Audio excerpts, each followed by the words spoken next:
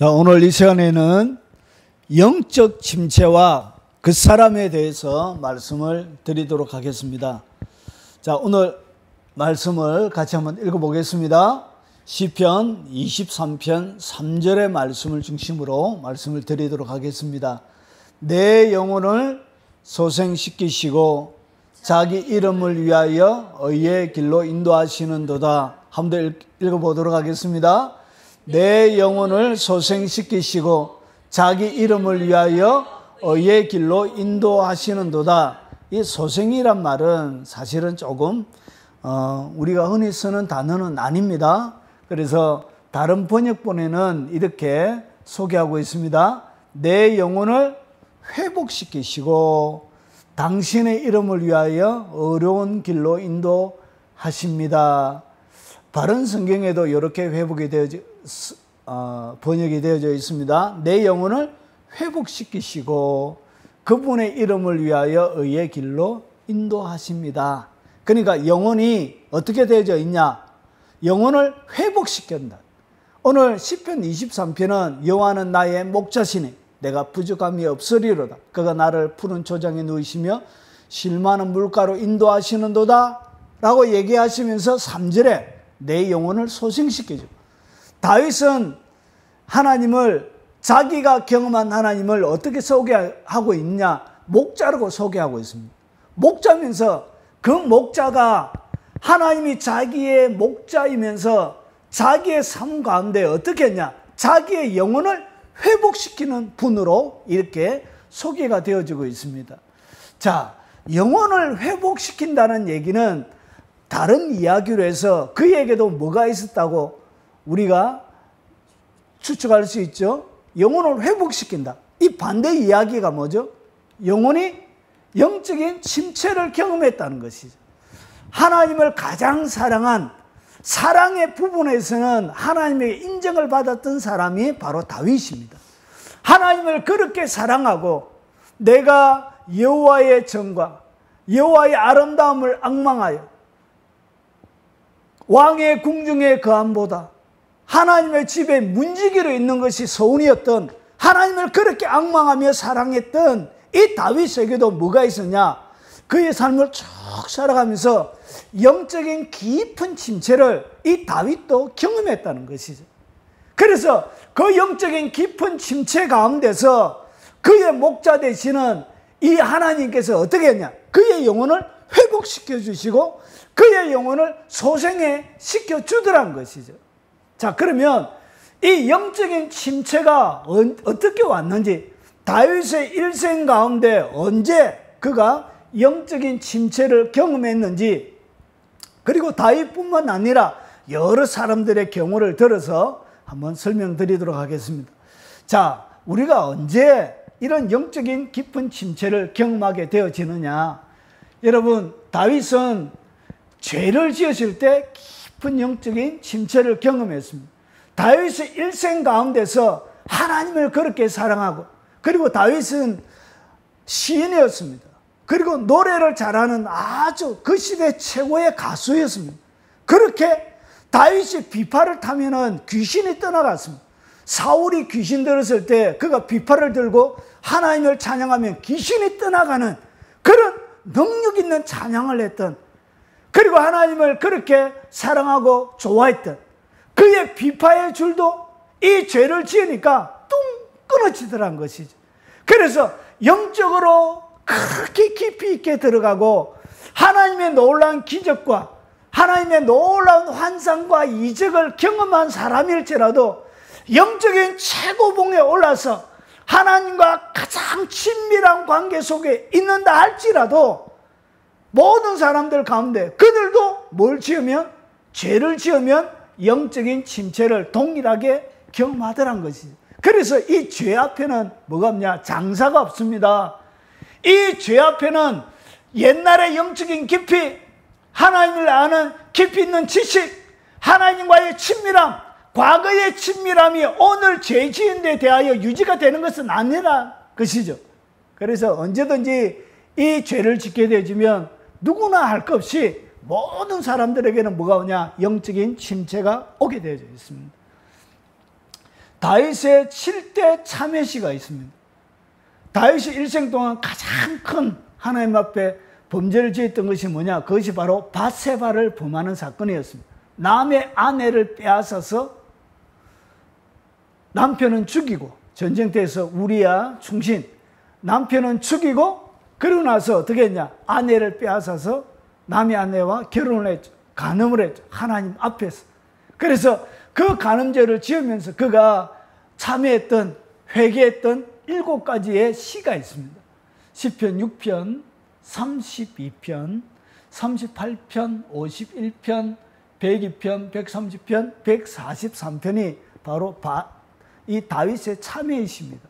자, 그러면 그가 죄를 짓고 나서 영적인 최고봉에 올라가 있던, 그렇게 영적으로 깊었던 그 사람들 가운데 그의 영혼 속에, 그의 영적인 침체 속에 어떤 일이 일어났는지를 한번 보겠습니다. 6편이죠. 여호와여, 주의 분노로 나를 책망하지 마옵시며 주의 진노로 나를 징계하지 마옵소서. 그래서 그가 하나님 앞에 죄를 짓고 나니까 뭐가 있다고? 주의 분노와 그리고 주의 진노가 있는 거예요. 그리고 하나님의 책망과 징계가 그의 삶들 가운데 찾아오더라는 것이죠. 그래서 이 죄에 대해서는 하나님은 언제든지 뭐하냐?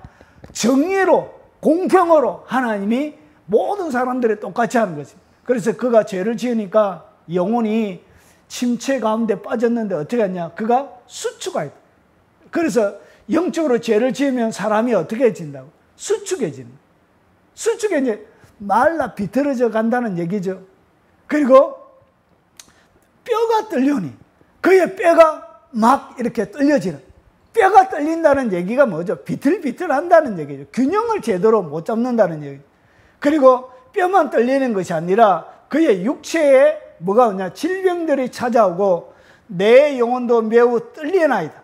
그리고 그의 영적인 상태가 이제 탄식, 속에서 일어나는 탄식이 하나님을 향하여 기뻐하고 즐거워하고 감격했던 그런 다윗의 마음속에 있었던 전쟁도, 죽음의 위협도, 사망의 엄청난 골짜기도, 어떠한 것도 그를 침노하지 못했는데 죄를 지으니까 영혼에게는 어떤 일이 일어나냐? 이런 탄식감들이 일어나더란 것이. 그래서 육체는 뭐하고? 피곤하고, 그리고 그가 얼마나 하나님 앞에 철저하게 회개했냐? 눈물로 내 침상을 띄우며 내 요를 적시나이다. 눈물을 흘리면서, 침상을 얼마나 회개하면서 눈물을 흘리면서 울었던지 눈물로 침상을 띄웠대. 그리고 요를 적셨대. 이렇게 죄를 지으니까 어떤 일이 벌어진다고? 영적인 침체가 찾아오더란 것이죠. 그래서 영적인 침체는 언제 오냐? 죄를 짓게 되어지면 반드시 찾아오게 되어져 있습니다. 영혼의 탄식함. 그래서 죄 짓고 나서 여러분이 제일 먼저 느끼는 것이 뭐냐? 몸이 피곤해져요. 여러분 남을 미워하고 한번 욕해 보십시오. 그 뒤에 바로 나타난 것이 뭐냐? 육체가 피곤해요. 영혼이 피곤해져요. 죄를 짓게 되어지고. 그리고 보세요. 똑같은 거예요. 음식 먹기도 잊었으므로 밥맛도 없는 거예요. 입맛도 사라진 거예요. 102편에 그리고 마음이 풀같이 시들고 말라 벌어 싸우며, 마음이 풀처럼, 마른 풀처럼 마음이 어떻게 했냐? 말라 비틀어져 버린 거예요. 여러분 영적인 침체 가운데서 사람이 느끼는 것이 꼭 이런 것입니다. 마치 마른 풀처럼 내 마음이 그런 거예요. 내 심령이 바짝 말라버린, 수분이 하나도 없는, 수분이 다 빠져버린 풀처럼 느껴지는 거예요. 그리고 그의 탄식 소리로 말미암아 나의 살이 뼈에 붙었나이다. 얼마나 그 마음이 힘들고 어려웠던지 하나님 앞에 탄식하면서 그가 음식을 제대로 먹지 않으니까 살이 뼈에 붙었나이다. 이것이 뭐죠? 체중 감량, 다이어트를 했다는 얘기가 아니에요. 이것은 다이어트와 다른 얘기예요. 여러분, 그러면 이게 살이 뼈에 붙었다는 얘기는 살이 빠졌다는 얘기죠. 이게 다이어트구나. 그러면 죄 많이 지어가지고 영적인 깊은 침체에 들어가면 뭐가 일어난다? 살이 빠진다. 이런 얘기가 아니에요. 그의 마음이 너무나 괴롭고 힘들어서 먹지 못하니까 살이 뼈에 붙을 정도로 그렇게 메말라 갔다는 것이죠. 육체가 엄청난 질병이 걸려진 것이죠. 그리고 나는 광야의 올빼미 같고 황폐한 곳에 부엉이 같이 되었나이다. 광야에 있는 낮에도 날아다니지 않고 밤에만 날아다니는 올빼미처럼, 그리고 부엉이처럼, 그리고 밤을 새우니 지붕 위에 외로운 참새 같으니 모두 그에게 없어졌냐? 불면 정도 생긴 거예요. 여러분, 죄를 지으면 영혼만 탄식하고 영혼만 피곤해지는 게 아니에요. 뭐도 일어나냐? 육체적인 질병이 같이 와요. 그래서 뭐도 같이 온다고요? 불면증이 오는 거예요. 그리고 음식을 제대로 먹지 못한다. 위병이 생기는 거예요. 이런 뼈가 요동치기 시작하는 거예요. 그래서 이 죄란 것은 단순하게 영적인 침체 정도뿐만 아니라 내 육체에도 뭘 가져온다고요? 질병을 같이 가져오는 거예요. 그리고 32편에는 내가 입을 열지 아니할 때 종일 신음함으로 내 뼈가 쇠하였나이다. 그래서 여러분, 죄를 많이 짓게 되어지면 뼈에 이상이 생겨요. 뼈에 문제가 생기기 시작하는 것이죠. 그리고 주의 손이 주야로 나를 누르시오니, 주님의 손이 주야로, 그리고 내 진액이 빠져서 여름 가뭄에 마름같이 되었나이다. 진액이 다 빠져버린 거예요. 피부가 노화되어지고 부석부석해지고, 이런 피부가 촉 처지고, 이건 그야말로 이 사람이 형편없이 되어지는 것이죠. 자, 그래서 어떻게 했냐? 하나님께서 이것을 회복할 수 있는 유일한 방법은 뭐예요? 이런 거예요. 보세요. 내가 이르기를 내 허물을 여호와께 자복하리라 하고 주께서 내 죄를 아뢰고 내 죄악을 숨기지 아니하였더니 곧 주께서 내 죄악을 사하셨나이다. 이 영적인 죄를 통하여 영적인 침체가 올 때는 회복할 수 있는 방법은 딱 하나밖에 없어요. 그것은 뭐냐? 솔직하게 하나님 앞에 회개하는 것입니다. 하나님 앞에 자복하는 것입니다. 하나님 앞에 나의 흙물과 죄를 하나님 앞에 드러내면은 어떤 일이 벌어진다고? 죄악을 주께서 용서해 주신다는 것이. 그런데 오늘 다윗을 용서하게 되어지면 하나님에게는 큰 일이 벌어져요. 그것이 뭐냐? 간음을 행한 죄는 그 징벌이 뭐냐면 돌로 쳐서 죽이는 거예요. 남자와 여자를 돌로 죽이는 것이 그 유대 율법에 나와 있는 법이에요. 그러면 다윗이 살아있으면 돼요, 안 돼요? 다윗이 살아있는 것이 불법이에요. 다윗은 살아있으면 안 돼요. 왜 그러냐? 하나님 스스로가 하나님의 법을 어기는 것이 되는 거예요. 다윗은 죽어야 되는 거예요. 다윗은 용서받을 수 없는 죄인인 거예요. 율법의 돌에 맞아서 죽어야 되는 거예요. 바세바와 같이. 그것이 하나님이 정한 율법이에요. 그런데 다윗은 하나님 앞에 어떤 일이 벌어졌죠? 회개함으로 죽지 않고 살아났어요. 여러분, 하나님의 율법을 하나님 스스로 어기면서도 여러분 회개하는 자에게는 어떤 일이 벌어진다? 하나님의 자비와 긍휼을 베풀어 주는 거예요. 여러분, 이 다윗이 용서받는 것은 하나님의 율법을 능가하는 하나님의 사랑 때문에 그렇습니다. 그래서 예수님이 죽을 때 어떤 일이 벌어지냐? 과거에 지었던 모든 사람의 죄까지, 그러니까 하나님이 다윗의 죄를 용서한 것이 아니에요. 용서한 것이 아니라 이 다윗이 해결하지 못한 이 죄를 어떻게 했냐? 남겨놓은 거예요. 남겨놓고 이 다윗이 지었던 이 죄를 언제 해결하느냐? 예수님의 십자가 가운데서 해결해요. 그래서 예수님이 돌아가실 때 인류가 지었던 과거의 죄, 현재의 죄, 미래 지을 죄까지 예수님에게 다 뒤집어 세운 과거, 현재, 미래. 그래서 이 다윗을 돌로 쳐 죽이지 못함을 통하여서 하나님의 공의가 다윗의 생애 동안 완성이 안 되어졌어요. 그런데 언제? 예수님이 과거에 인류가 지었던 모든 죄까지 예수님에게 뒤집어 세워서 예수님을 죽이심으로 어떤 일이 벌어지냐? 이 다윗의 그 죄가 예수님의 십자가에서 해결이 되어지는 것입니다. 그래서 바로 집행하지 않고 아담도 바로 죽이지 않죠. 선악을 따먹으면 정령 죽이리라 했지만 하나님이 900살 넘게 살게 해주셨죠. 그래서 하나님 밀어놓은 것입니다. 간음하다가 잡혀있는 여인이 있었죠.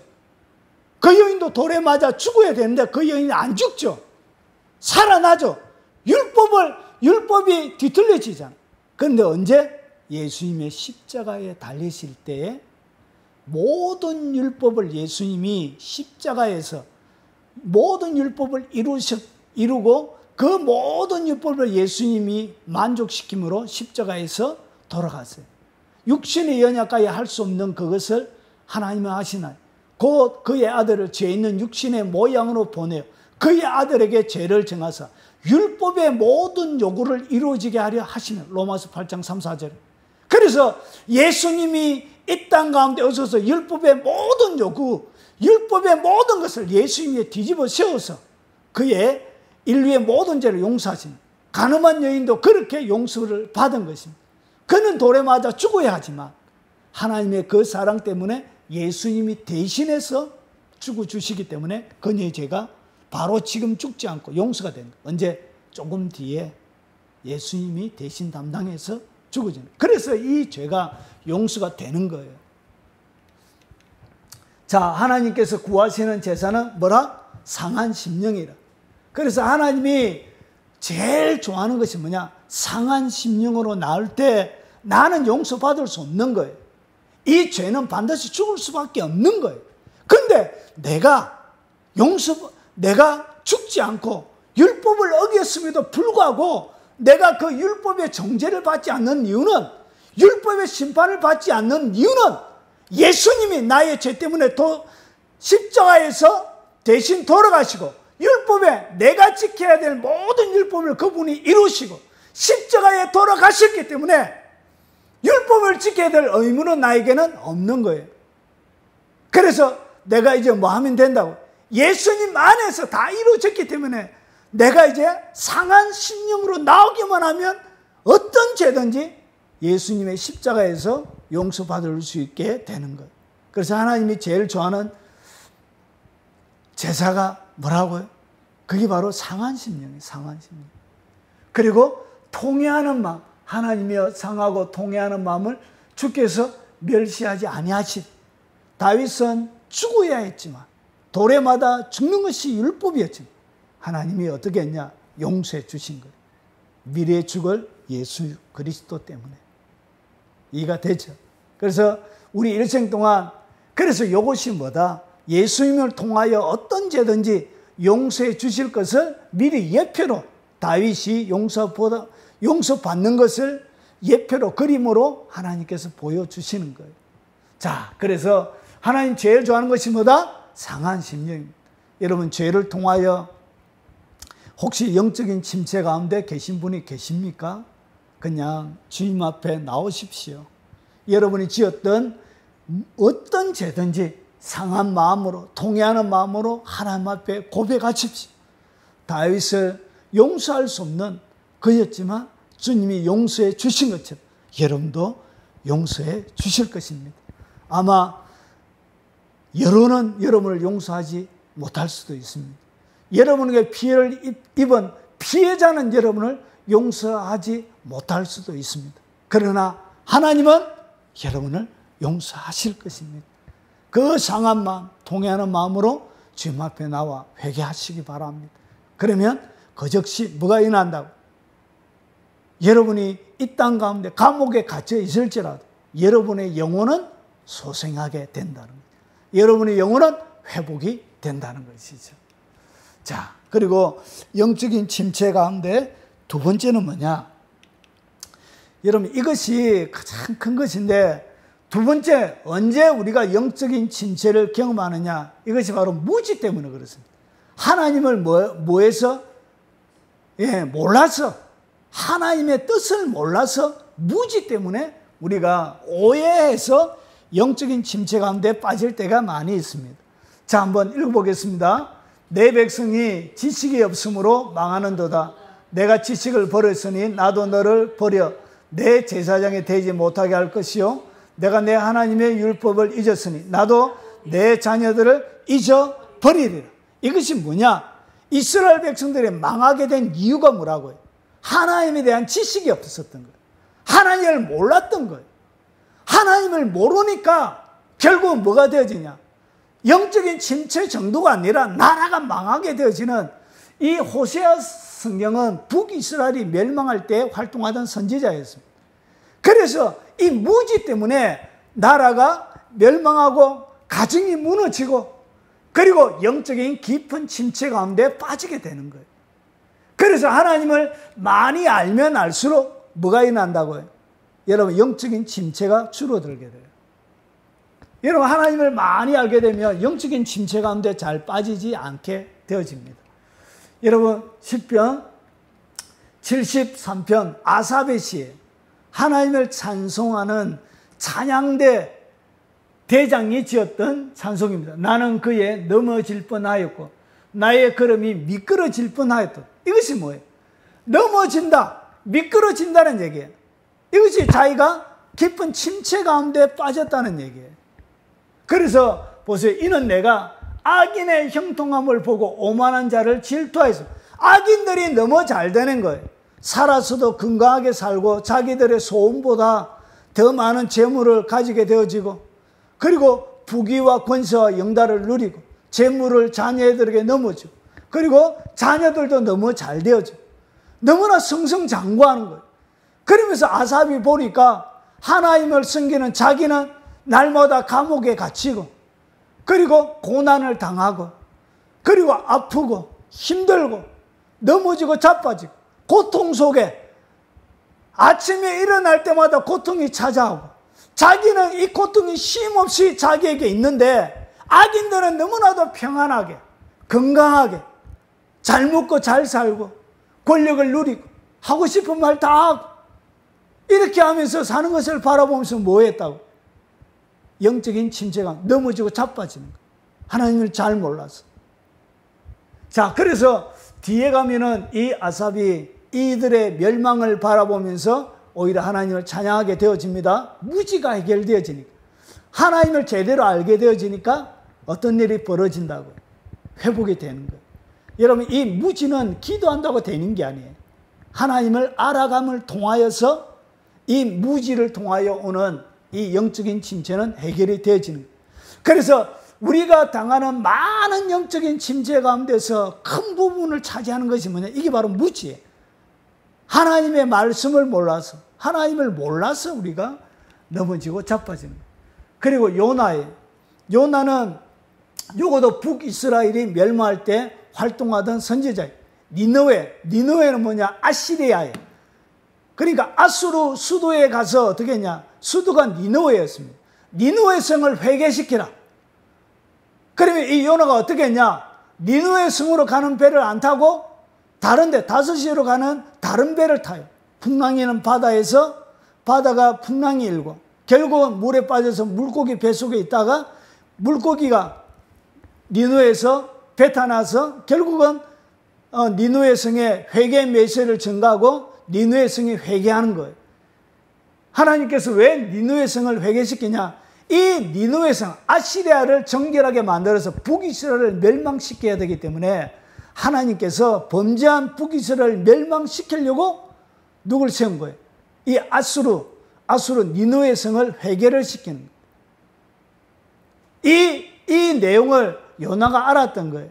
그래서 하나님이 하시는 일이 못마땅했던 거예요. 그래 하나님의 사역을 그가 받아들일 수가 없었던 거예요.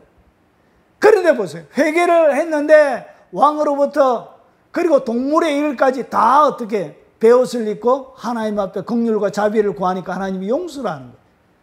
그러고 나서 하나님이 박능꿀을 하나 준비했습니다. 박능꿀이 막 빠른 시간 내에 자라가지고 어떻게 했냐? 그에게 그늘을 만들어줬습니다. 그런데 하나님이 벌레를 보내가지고 박능꿀을 깔아먹게 해서 박능꿀이 죽어요. 그리고 나서 이제 요나가 하는 거예요. 해가 뜰 때 하나님이 뜨거운 동풍을 예비하셨고 해는 요나의 머리에 쪼임에 박능꿀이 그늘을 만들어줬던 박능꿀이 말라 비틀어져 버린 거예요. 그늘이 없어진 거예요. 그래서 하나님께서 뜨거운 동풍을 예비하셨고 이거는 코로나 아주 뜨거운 바람이에요. 열풍이에요. 열풍. 그래서 해는 요나의 머리에 쪼임에 요나가 혼미하여 얼마나 하나님께서 뜨겁게 뜨거운 바람을 보냈던지 그늘도 없고 하니까 머리에 쪼이니까 열사병이 걸렸던가 봐요. 혼미해서 이 요나가 화가 난 거예요. 하나님 앞에 죽기를 구하여 이르되 사는 것보다 죽는 것이 내게 나으니 하나님 사는 것보다 죽는 것이 낫습니다. 차라리 죽여주세요. 이렇게 요나가 하나님 앞에 화가 많이 났던가 봐요. 내 하나님이 요나에게 이르되 내가 이 박능꿀로 말미암아 성내는 것이 어찌 오느냐 하시니 그가 대답하되 내가 성내어 죽기까지 할지라도 오르리다 아니라 성내어 죽기까지 할지라도 오십니다. 하나님 앞에 막 성내고 막 이렇게 합니다. 요나가. 그런데 하나님께서 마지막으로 그에게 하는 얘기가 이 큰 성읍 니느웨는 좌우를 분별하지 못하는 자가 12만 명이에요. 그러니까 어린아이들이 12만 명이 있었던 거예요. 그리고 가축도 많이 있었던 거예요. 그래서 하나님께서 이들을 불쌍히 여긴 것이 합당하지 않았냐? 네가 박능꿀도 그렇게 아꼈거든. 하물며 내가 이들을 불쌍히 여기는 것이 마땅치 아니하냐? 하면서 요나서는 끝이 나게 돼요. 결국은 그가 죽기까지 하나님 앞에 성내고 하나님 이런 것이 합당하다고 막 대변해도 이 요나가 하나님 앞에 이렇게 했던 가장 큰 이유는 뭐죠? 하나님의 진짜 마음을 그가 몰랐던 것이죠. 이런 무지들이 결국은 우리 가운데 뭐를 일으킨다고요? 하나님 앞에 죽여달라고 하고 그리고 하나님 앞에 성내는 것이 성내게 하고 하나님을 향하여 분노하게 만드는 거예요. 이것이 무엇 때문에 오는 것이냐? 결국은 이런 침체는 무지 때문에 오는 것입니다. 하나님을 제대로 알지 못하기 때문에. 욥도 그러죠. 온 몸에 악창이 나아지고 10명의 자녀들은 죽고 재산들은 다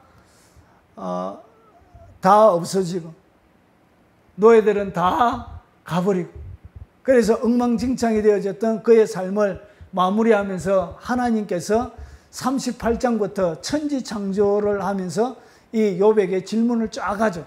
그 이야기를 다 듣고 욥이 하는 거예요.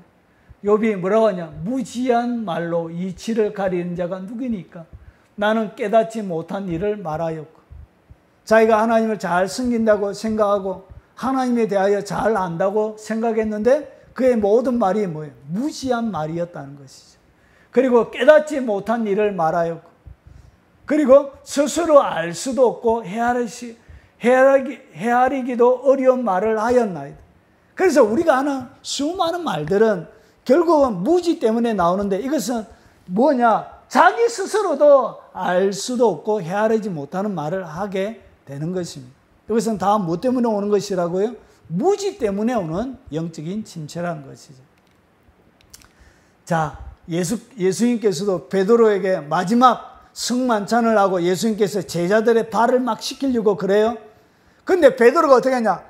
주님, 내 발은 씻기지 못합니다. 씻기지 마세요. 막 하니까 예수님께서 대답하여 이르되 내가 하는 것을 내가 지금은 알지 못하나 이후에는 알리라. 결국은 내 삶들 가운데 하나님이 허락하신 많은 것들을 내가 지금은 알지 못해요. 지금은 이해하지 못해요. 무지 때문에 영적인 침체 가운데 빠질 수가 있습니다. 내가 다 이해하지 못하는 거예요. 내 삶들 가운데 하나님이 허락하시는 일들에 대해서 내가 아멘으로 동의가 안 되어지는 거예요.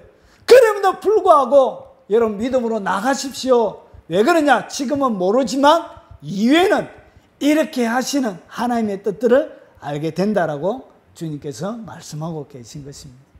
여러분 무지를 통하여 침체 가운데 빠지지 마시고 하나님을 알아가는데 열심을 내십시오. 그러면 영적인 침체는 현저히 줄어들게 되어질 것입니다.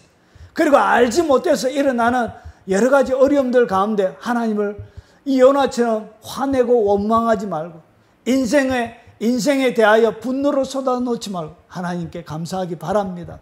이후에는 그 모든 것이 바뀌어져서 감사가 되어질 것입니다. 그래서 다윗의 일생 가운데도 하나님을 잘 알지 못해서 무지를 통하여 이 영적 침체를 경험하는 많은 이야기들이 시편 가운데 나옵니다. 일일이 이야기하면 시간이 너무 많이 가고요. 그리고 마지막으로 세 번째, 여러분 우리가 영적 침체를 경험할 때 무엇을 통하여 경험하냐? 환경이 제대로 준비가 안 되어질 때도 뭐가 빠지냐? 영적인 침체에 빠집니다. 여러분, 이 예레미야 애가는 예루살렘이 멸망하고 나서 지었던 성경이에요. 그래서 슬프다. 예레미야가 애가 슬픈 노래, 슬프다. 이 성이여, 전에는 사람들이 많더니 이제는 어찌 그리 적막하게 앉았는고. 전에는 열국 중에 크던 자가 이제는 과부같이 되었고, 전에는 열방 중에 공주였던 자가 이제는 강제 노동을 하는 자가 되었도다. 그러면서 보세요. 밤에는 슬피 우니 눈물이 밤에 흐름이여, 사랑하는 자들 중에 그에게 위로하는 자가 없고 친구들도 다 배반하여 원수들이 되었도다. 그의 가운데서 밤에 눈물을 흘릴 수밖에 없는 이런 그의 삶들 가운데 무너짐을 경험하는 거예요. 그래서 환경이 그의 삶들 가운데 예루살렘이 멸망하니까 뭐가 무너진 거예요? 그가 살아가는 기본적인 삶의 모든 환경이 무너져버려요. 환경이 무너지니까 그의 삶들 가운데 뭐가 오더라고요? 눈물로 흘리며 밤을 지새야 되는 영적인 침체들이 찾아오게 되어지는 것이. 유다는 환난과 많은 고난 가운데 사로잡혀 갔도다. 그가 열국 가운데 거주하면서 쉴 곳을 얻지 못하며 그를 핍박하는 모든 자들이 궁지에서 그를 뒤따라 잡았나이다.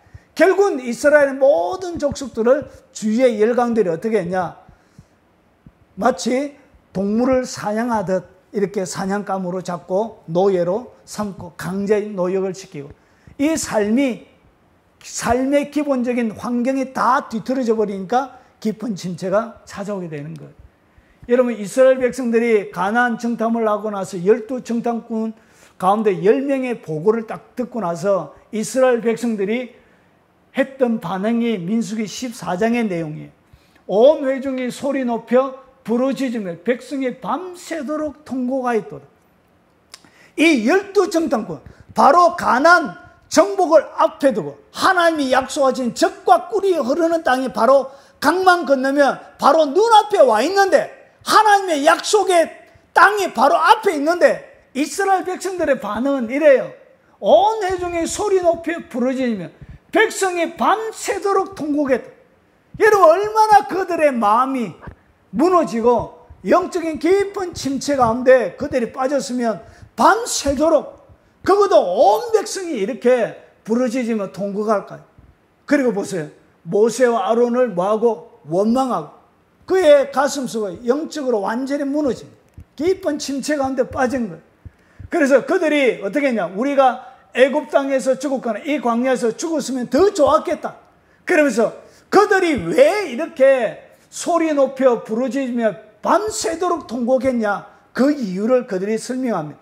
어찌하여 여호와가 우리를 그 땅으로 인도하여 칼에 쓰러지게 하려는가? 이것이 뭐죠? 하나님에 대한 오해죠. 하나님이 그들을 가나안 땅에 집어넣어서 그들을 죽이려고 했습니까? 칼로?